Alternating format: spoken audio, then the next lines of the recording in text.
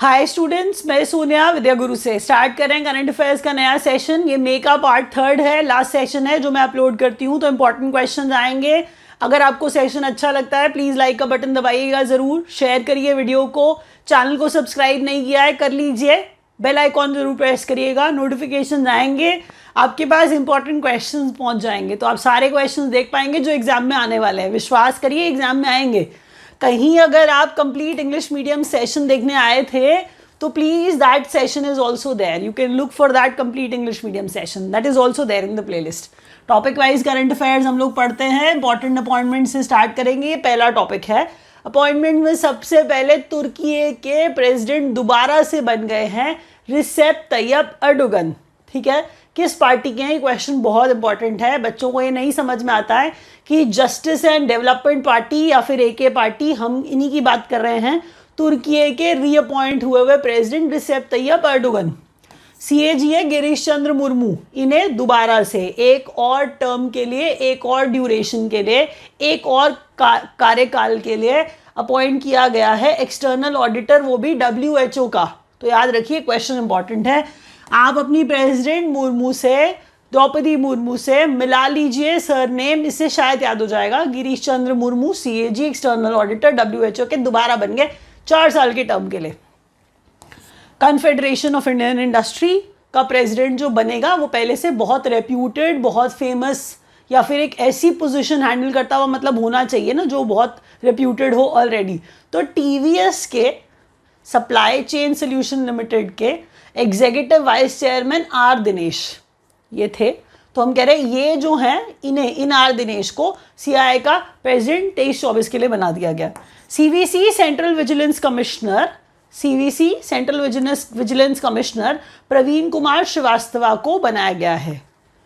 रिसेप Tayyab Erdogan तुर्की के president, CAG जो बन गए हैं एक्सटर्नल ऑडिटर WHO के दोबारा से 4 साल के लिए।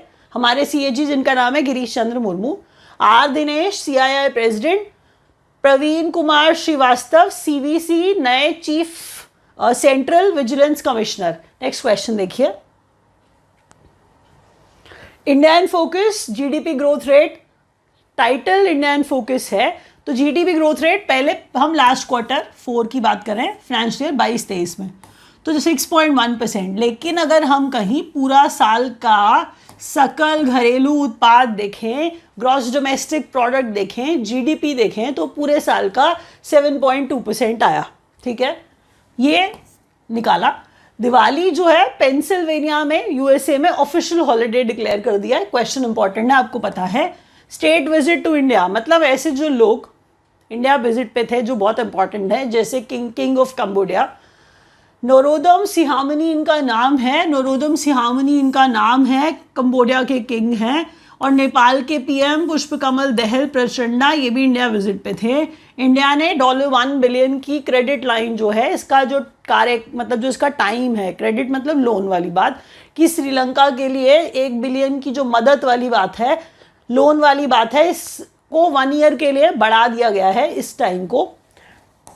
PM Modi gets highest honours, तो पीएम मोदी जो है उन्हें हाईएस्ट ऑनर मिला है फिजी का और पापुआ न्यू गिनी का। तो ये याद रखिएगा, पापुआ न्यू गिनी और फिजी के हाईएस्ट ऑनर्स मिले हैं पीएम मोदी को। नेक्स्ट क्वेश्चन देखिए। प्रोजेक्ट्स एंड इनॉग्रेशन टाइटल है ये हमारा। तो GSLV है, जियो सिंक्रोनस लॉन्च व्हीकल है ये, F-12 और नेविगेशन सैटेलाइट 1।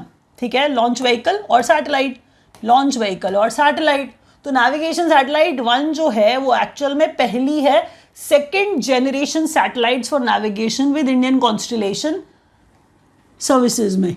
ठीक है, navigation with Indian constellation services के 2nd जनरेशन सैटेलाइट्स में पहली नेविगेशन 01 NVS-01 हम कह रहे हैं, जिसे GSLV F-12 से सतीश धवन स्पेस सेंटर से श्रीहरिकोटा से छोड़ा गया, लॉन्च किया गया। आर्किटेक्ट नए पार्लियामेंट के बिमल पटेल हैं, देख लीजिए। इनॉग्रेशन 28 मई को हुआ था।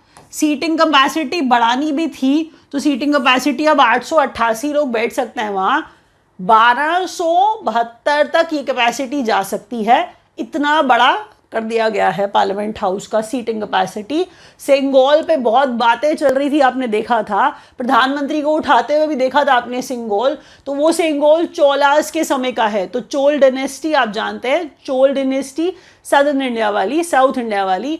तो हम कह रहे हैं चोल डायनेस्टी सिंगोल, ये याद रखिएगा कि कहाँ से आया है सिंगोल। तो हाथ में लेके कैरी करके आपने जाते हुए देखा था प्रधानमंत्री को भी, तो वो सिंगोल की बात कर रही हूँ। तो ये याद रखिए, सीटिंग कैपेसिटी याद रखिए। मुंबई ट्रांस हार्बर लिंक है, तो हार्बर है, पोर्ट वाली बात हम कर रहे हैं। तो मुंबई ट्रांस हार्बर लिंक है, नाम है। सिवड़ी से नहावा शेवा के बीच में, ट्रांस है ना, तो सिवड़ी से नहावा शेवा के बीच में। इंडियाज लॉन्गेस्ट सी ब्रिज 22 किलोमीटर का। अब आप समझ गए होंगे क्वेश्चन क्यों इंपॉर्टेंट है, दोबारा सुनिए। GSLV से NVS-1 space, Satish Dhawan space centre से NVS-1 है क्या? नेविगेशन सैटेलाइट है ये, navigation satellite. First second generation satellites for navigation with Indian constellation services की फर्स्ट सेकेंड जनरेशन में।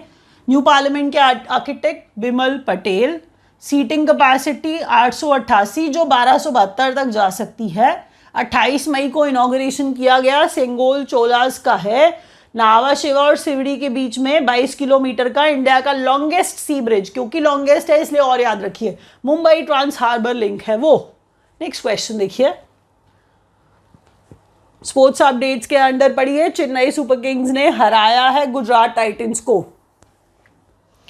16वें नंबर का IPL जीत लिया चेन्नई सुपर किंग्स ने। सिर्फ विनर का नाम नहीं पढ़ते हैं, रनर अप का नाम भी पढ़ा जाता है। इतने सारे अवार्ड्स बाद में इनके प्लेयर्स को मिले। Shubman Gill orange cap most runs के लिए दी जाती है, पर्पल कैप मोस्ट विकेट्स के लिए मोहम्मद शामी को, ये भी गुजरात टाइटंस के। GT लिखा है देखिए, शुभमान गिल गुजरात टाइटंस के लिए खेलते हैं।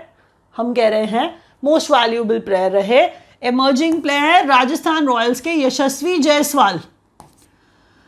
HS प्रणॉय बैडमिंटन खेलते हैं, बड़े फेमस प्लेयर हैं। इन्होंने बीट किया है वेंग होंग यांग को, चाइना के हैं ये, नाम से पता चल रहा था तो फिर भी मैंने ज़बरदस्ती आपको बता दिया है। इन्होंने Malaysia Masters badminton title, Malaysia's Masters badminton title जीता है। HS प्रणॉय बहुत फेमस है, आपको पता होगा। India wins junior men's Asia cup hockey, hockey इसलिए लिखा आपको बताने के लिए, हॉकी से रिलेटेड है ये। तो मेंस एशिया कप हॉकी जीता है इंडिया ने, जूनियर वाला इंडिया ने जीता, पाकिस्तान को हरा के जीता, इसलिए आपको इंटरेस्ट और आएगा। इंडिया का चौथा टाइटल है ये। नेक्स्ट क्वेश्चन देखिए, प्रीमियम पेरोल पैकेज। एक्चुअल में जो बच्चे बैंकिंग की तैयारी नहीं कर रहे हैं वो कुछ समय का ब्रेक ले लीजिए, बट बैंकिंग वालों के लिए क्वेश्चन इतने इतने इतने ज़्यादा इंपॉर्टेंट है, यू कांट इवन इमेजिन। सारे क्वेश्चन आ जाएंगे, ध्यान रखिएगा। अगर आपको क्वेश्चंस सारे लिख रहे हैं, नोट्स बना रहे हैं, समझ में आ रहे हैं, एग्जाम में देखेंगे, आप देख लीजिएगा। प्लीज़ लाइक ज़रूर कर दीजिएगा वीडियो को। Premium payroll package for salary accounts, ये सुनने में आएगा आपको। Premium payroll package Canara bank का। टॉप परफॉर्मेंस NPA में, नॉन परफॉर्मिंग एसेट्स में बदल जाते हैं। लोन दिए, पे नहीं कर पा रहे हैं लोग या ऑर्गेनाइजेशन, तो बैंक के लिए वो NPA बन जाता है। तो NPA में पेमेंट निकलवानी पड़ती है ना। तो बैंक ऑफ महाराष्ट्र ने इसमें सबसे अच्छा परफॉर्मेंस दिखाया है, 0.25% से इंक्रीमेंट दिखाया है। 25 नहीं है, 25% नहीं है, 0.25 है। सेकेंड नंबर पे इस पर HDFC बैंक रहा है टॉप परफॉर्मर इन NPA management. First Republic bank USA का JP मॉर्गन को बेच दिया है, ये नाम है बैंक का, फर्स्ट रिपब्लिक बैंक। तो कुछ और मत समझ लीजिएगा, फर्स्ट रिपब्लिक बैंक उसका नाम है, USA का है। बहुत सारे बैंक्स फेल हो रहे हैं, आपको पता है USA में, आपने देखा है, JP मॉर्गन को बेच दिया गया है। रिफ्रेश बैंक ब्रांड आइडेंटिटी, नया लोगो बनाया है येस बैंक ने, और येस बैंक ने कहा कि लाइफ को बनाओ रिच, ऐसा कैंपेन भी चलाया। तो ऑब्वियसली बात है लोग थोड़े उत्साहित हो जाएंगे इससे। तो नया लोगो, लाइफ को बनाओ rich campaign by Yes Bank. Master inter bank, तो इंटर बैंक है, बाहर की बात होने लगी। तो इंटर बैंक का मतलब क्रेडिट एग्रीमेंट है बिटवीन, यहाँ पे कोरिया का एग्जिम बैंक ऑफ कोरिया और HDFC बैंक के बीच में। साइज पूछ लिया जाएगा, अमाउंट आपसे पूछेंगे, तो $300 मिलियन का अमाउंट है, इतने का अग्रीमेंट है। Master inter bank credit agreement है ये। तो हम कह रहे हैं किसके बीच में है? EXIM bank of Korea, export and import bank of Korea and HDFC bank. Please याद रखिए, क्वेश्चंस काफ़ी इंपॉर्टेंट है। अब अगर आप ज्वाइन करना चाहते हैं इस तरह का बाइलिंगुअल बैच, इस तरह की लैंग्वेज आपको समझ में आती है, हम कोचिंग देते हैं, हम तैयारी कराते हैं अपनी तरफ से, सारे इंपॉर्टेंट क्वेश्चन आपको कराएंगे, आपको टीचर्स में विश्वास रखना पड़ेगा, सब टीचर्स आपकी पूरे तरीके से हेल्प करेंगे। नंबर्स नीचे दिए गए हैं, ज्वाइन करना चाहते हैं हमारे एग्जीक्यूटिव से ज्वाइन करिए बात करके, या फिर online.vidyaguru.in वेबसाइट है, उस पर जा करके सर्च करके राइट कोर्स ले सकते हैं आप। Next question, next category state news की है।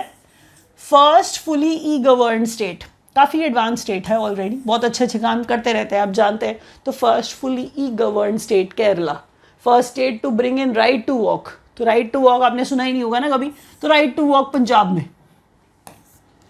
रोबोटिक्स फ्रेमवर्क लाने वाली पहली स्टेट तेलंगाना, तो रोबोटिक्स पॉलिसी लाया ना, पॉलिसी इंट्रोड्यूस कर रहे हैं, तो robotics policy Telangana, right to walk Punjab, Kerala का fully govern state, state to draft green hydrogen policy Himachal Pradesh, Sachin Tendulkar smile ambassador, Swachh Mukh Abhiyan जो महाराष्ट्र का है, वेलफेयर फंड पेंशन टू मनरेगा, तो मनरेगा को वेलफेयर फंड पेंशन जो है दी जाएगी कहाँ, केरला में। एक बार रिपीट करती हूँ, क्वेश्चन अच्छे और इंपॉर्टेंट है, ध्यान से सुनिए।